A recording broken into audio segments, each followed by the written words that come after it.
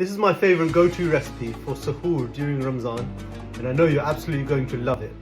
Okay, so we're going to start by taking some tomatoes, chopping them up into small pieces, using plum tomatoes because they are a bit more juicy and tasty. Put these to the side. So next, in a bowl, we're going to crack open 3 medium eggs.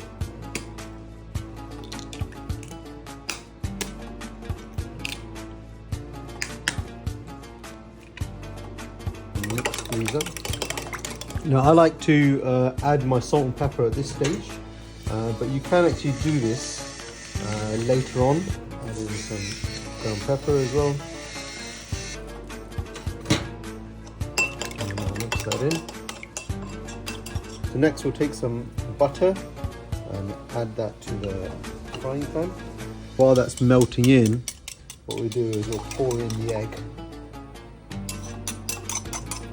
As the egg starts to cook in, we start to just gently fold it away. And once that's about halfway cooked, what I do is then add in the tomatoes and let that just simmer in for a minute or two. Get this out of the pan, put it into a nice bowl there. To finish it off, what I like to do is add some grated cheese on top. And there you have it, guys. Bismillah.